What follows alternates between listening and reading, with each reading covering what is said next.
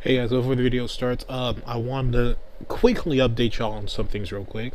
One, I finally got myself a place, so hopefully that makes the content a little bit better. Once I get more equipment, I could actually start, y'all will actually be able to start seeing me in my videos, and hopefully the quality of the videos will change, hopefully. But two, I have seen the growth of the channel. I've seen the growth, I've seen the subscribers, the views, and all that. I fucking appreciate all of you. I truly do. I really thank y'all for making this channel as good as it can possibly be, as something as kind of a getaway for everything that was going on in my life, which I plan on talking about soon at some point. But the support has been noticed, and I really love y'all for it. So thank y'all. On to the video now. I actually explained much longer than I thought. Jey Uso is back to fight alongside Jimmy and Jacob to fight Royce Keys, LA Knight, and Solo Sikoa. You already knew that, but this Raw honestly didn't really have too much going.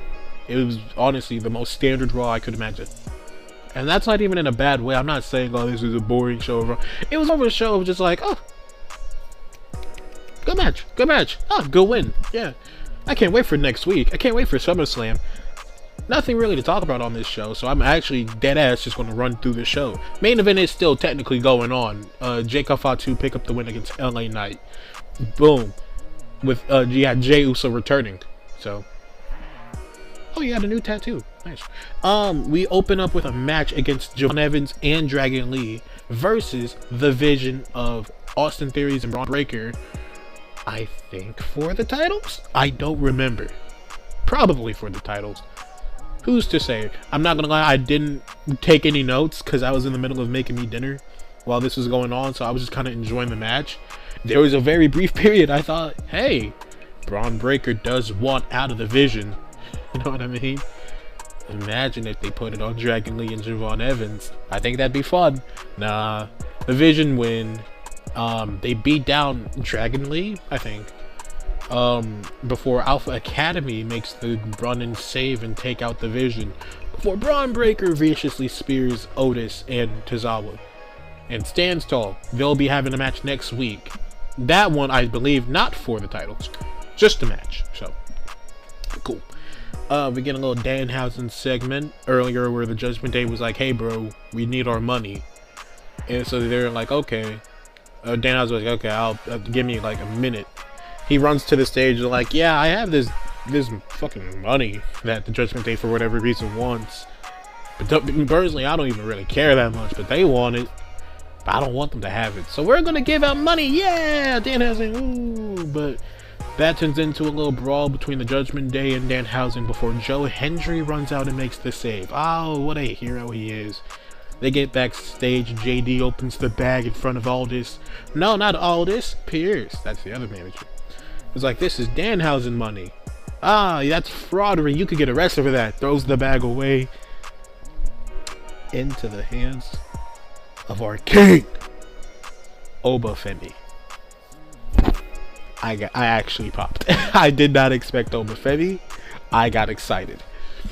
And that then led us into Obafemi versus JD McDonough. I don't even need to talk too much about this match. Oh my. He threw him so high. He threw him so far. And then Obo won. That was very fun. I like that match. And I want to also talk about a quick little moment that I caught that was very funny, where Obo cut his promo. You're dumb, Brock. I'm going to beat you at SummerSlam in Hell in a Cell and end the beast permanently, or whatever he said. I actually don't even know what he said. I'm not going to lie, because I was still hyped. But he went to leave the ring, and the camera, I think it was Stu, who had to rush around the corner like, no, go back in. Open it like, yes, I will go back into the ring.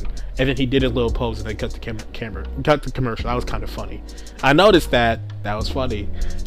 Anyways, Solo then appeared after commercial break to call out Seth Rollins, and to basically like kind of not talk down, but to basically sum up what someone was talking about. Hey bro, you're facing my cousin.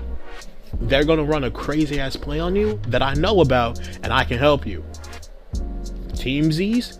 And Seth said, nah, I'll think about it, but I can't promise anything. And Solo said, dog, come on, we's like family. You know what I mean? I fought you a couple of times. I basically know you on the back of my hand. Come on, Team Z's. And then Jacob Fatu comes out to chase off Solo, turns straight into a super kick by Rollins. That then leads into a backstage segment later on where Seth and Jacob was talking like, hey bud, that kick from earlier, you can't do shit about it because that's not direct order from the OTC. You can't touch me, pussy. And so yeah, Seth also said, if I win the champion and I beat Roman at SummerSlam, does that mean I get his little guard dog, or what did he lap dog bag here, what did he call him? I don't know, whatever, degrading. And Jacob just said, I'm gonna beat your ass. Cool. Oh, what else happened? What else happened? Oh, Chad Gable and Penta versus Ethan Page and Rusev. I just had Page written down. A good match. There's not too much to comment on. It was a good match. I really enjoyed this. It was just, again, like when it comes to the actual match themselves, unless something crazy happens, it is just kind of a flow state of matches. Like, oh, that was a nice little counter. That was a nice little reverse. Penta does a cool little driver. And the Penta driver is kind of fucking awesome. The Chaos Theory is great. Rusev and I was about to say Rusev in Theory. Rusev and Page looks awesome.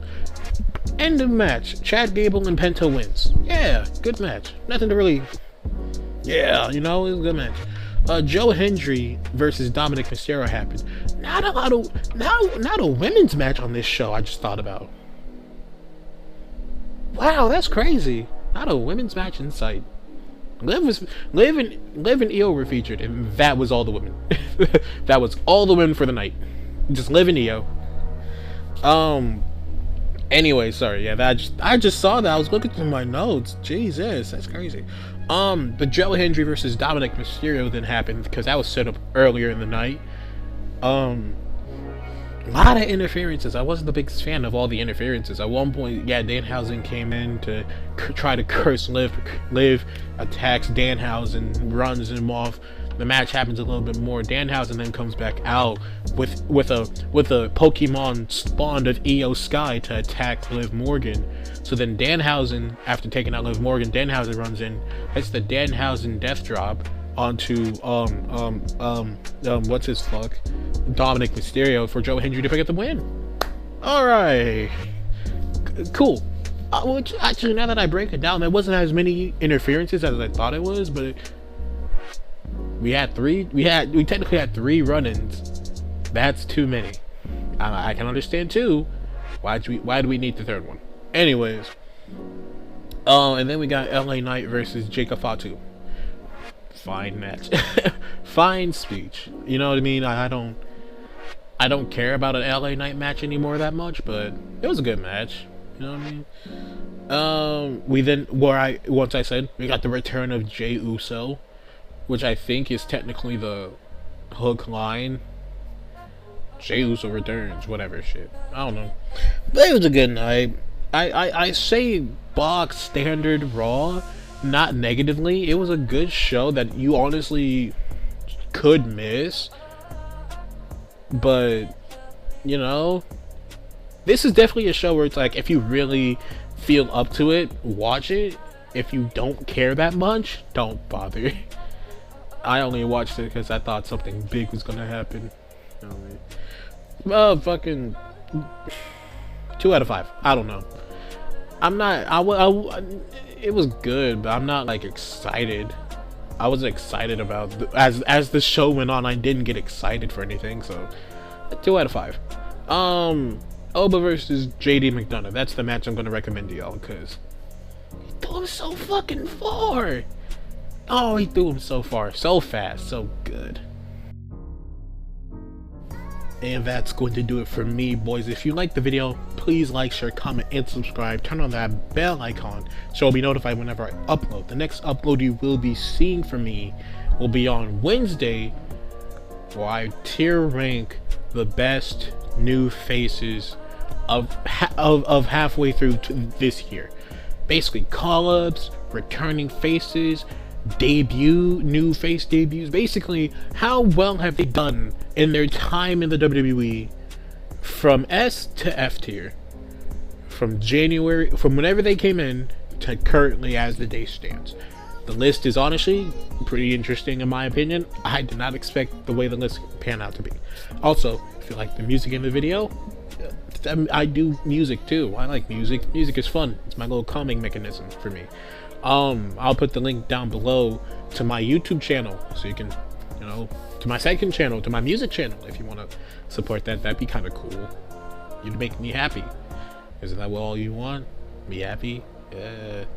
And then the Friday night SmackDown review, and then next week is the go home show of SummerSlam. So you'll get the go home SummerSlam Raw, my final predictions of SummerSlam, and that Friday night SmackDown before my SummerSlam review, which I am proud to announce that I will finally be in my own apartment. Your boy's moving up in the world. So anyways, thank y'all so much, and I've seen the growth. I appreciate it so fucking much. Peace out. I love you. Stay safe, everybody. I love you when I see you. Bye.